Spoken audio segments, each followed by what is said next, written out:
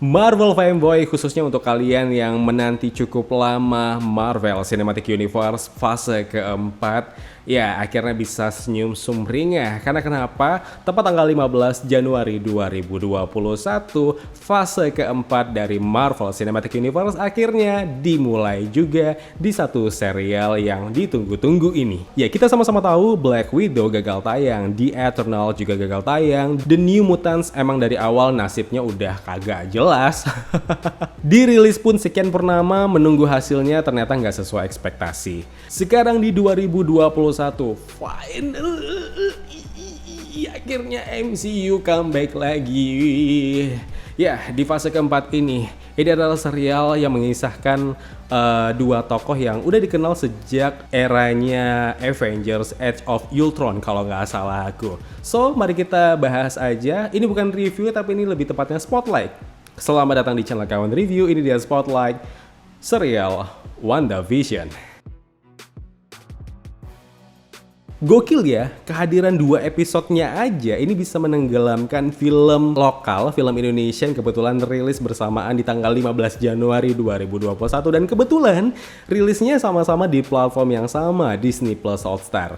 Ya tergantung selera masing-masing sih. Tapi kalau aku bilang, please tontonlah film lokal, karena film yang tak tergantikan judulnya, itu filmnya bagus kok, bagus banget. Nah, serial WandaVision ini katanya sih, rumornya ini jadi jembatan ke the next Doctor Strange movie, yaitu Doctor Strange in the Multiverse of Madness, yang kalau nggak salah bakal tayang itu tahun depan, 2022 tepatnya. Mudah-mudahan pandemi segera berakhir ya. Dan kalau nggak salah dengar-dengarnya juga WandaVision ini bakal kelarnya itu Maret 2021. Berarti ini bertepatan sebelum rilisnya The Falcon and the Winter Soldier. Ya, kalau nggak salah sih seperti itu. Karena tiap minggunya itu akan ada episode-episode terbaru. Kemarin aku mikirnya WandaVision ini akan dirilis tiap minggu satu episode, ternyata enggak. Ternyata satu minggu ada 2 episode yang dirilis. Menarik juga. Kalau ngomongin sinopsisnya kayaknya nggak usah lah ya, karena kalian juga udah tahu banyak lah. Dan kalau soal teori MCU, mungkin kalian jauh lebih pintar, lebih cerdas. Dan aku nih sih nggak ada apa-apanya. Aku tuh cuma tungir. Tahu nggak sih tungir? Chill banget. Intinya di awal episode, WandaVision ini kental sama sitcom klasiknya dengan latar drama klasik hitam putih yang ya fun, menyenangkan. Belum banyak yang bisa diulas sama WandaVision ini sih, karena banyak teka-teki di sana sini yang perlu kita bahas lebih lanjut lagi dan perlu kita tonton lagi di episode-episode lainnya.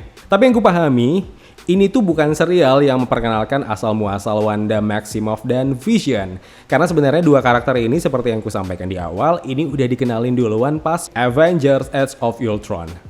Lalu apa dong? Ini nih masih jadi teka-teki dari serial WandaVision ini. Dari beberapa sumber yang kubaca, katanya sih latar cerita dari WandaVision ini itu setelah tragedi Avengers Endgame.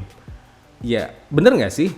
Kayaknya sih seperti itu. Cuma yang mungkin jadi pertanyaannya, kenapa akhirnya mereka tiba-tiba terjebak atau berada di tahun 50-an di mana era TV analog klasik hitam putih dengan budaya yang begitu kental di era tahun 50-an tersebut. Ya kan, karena kan di awal-awal ini kan kita hanya melihat kayak sitcom klasik dengan komedi-komedi klasik yang khasnya gitu loh. Ya, nonton WandaVision di episode pertama khususnya ya. Kita tuh kayak dibawa dengan komedi yang begitu ringan, di mana setiap dialognya terus ada tepukan gitu kan kalau memang dia lucu. Itu menarik loh. Ini konsep yang berbeda dari semua serial atau film-film Marvel. Nggak ngerti kenapa WandaVision ini mungkin pantas lah kalau untuk ditunggu sama Marvel fanboy atau mungkin non-Marvel fanboy yang emang ngikutin rangkaian cerita-cerita MCU tepatnya. Oke, balik lagi ke pertanyaannya. Apa sih yang membuat mereka tiba-tiba berada di tahun 50-an ini? Mungkin aja karena dibilang latar ceritanya ini didasari setelah Avenger Endgame, dan yang kita tahu juga Steve Rogers juga kembali lagi kan ke tahun 40-an di mana tahun semestinya dia hidup, bukan di tahun era sekarang. Dan bisa aja menggunakan time travel atau time machine yang ada di Age of Ultron, teknologi itu akhirnya membawa mereka ke era tahun 50-an ini. Cuma yang masih membagongkannya ketika episode kedua, terutama di endingnya, itu kan kita ditampilkan dengan latar hitam putih yang tiba-tiba berubah menjadi berwarna. Dan mulai dari cerita yang begitu fun, tiba-tiba mulai berubah menjadi agak sedikit little creepy, ya nggak sih? Ini sama halnya seperti desas-desus kabar burung yang mengatakan bahwa WandaVision ini akan sedikit banyaknya berpengaruh sama the next Doctor Strange movies, yaitu Doctor Strange in the Multiverse of Madness.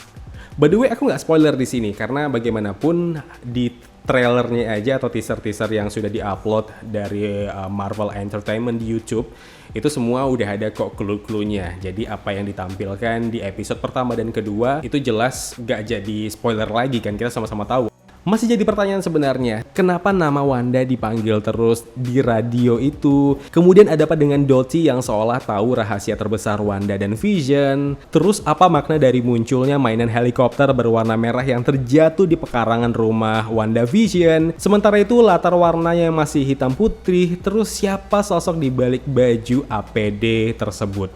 Well, ini masih jadi teka-teki silang mendatar menurun yang masih membingungkan sama aku. Belum banyak yang bisa diulas, makanya kenapa aku nggak bikin video review. Kita masih ngumpulin teori sana-sini, tapi kalau kalian teliti ada banyak easter egg. Aku tidak membahas easter egg-nya secara detail, boleh dicek aja di video-video easter egg yang udah di-upload di YouTube. Dan di sana kalian akan menemukan banyak clue yang mungkin menghubungkan WandaVision ini ke film-film Marvel lainnya atau mungkin serial Marvel lainnya yang bakal dirilis kayak Loki, kemudian ada The Falcon and the Winter Soldier juga. Tapi yang membuat serial WandaVision ini bikin kayak makin excited untuk menunggunya tiap minggu episode-episode terbarunya, karena serial ini jadi jembatan untuk the next Doctor Strange movie, yaitu Doctor Strange in the Multiverse of Madness yang bakal dirilis rencananya 2022. So, kita tunggu aja lah ya Wak ya Malih, ya Maimunah, ya Bambang, ya salam. By the way, terima kasih telah menonton video Spotlight ini dan kita ketemu lagi di video Spotlight berikutnya. Kalau kalian mau melihat video-video review lainnya, silakan buka aja playlist YouTubeku, ada banyak di situ. Ada film dari tahun jebotan sampai tahun terkini 2021. Jangan lupa klik tombol like-nya kalau kalian suka, klik tombol dislike kalau tidak suka. Klik juga tombol subscribe dan bell notifikasinya biar nggak ketinggalan review-review film terupdate lainnya. Kalau gitu, aku Zain pamit undur diri. Terima kasih, jaga kesehatan, tetap positif, dan jangan lupa bahagia.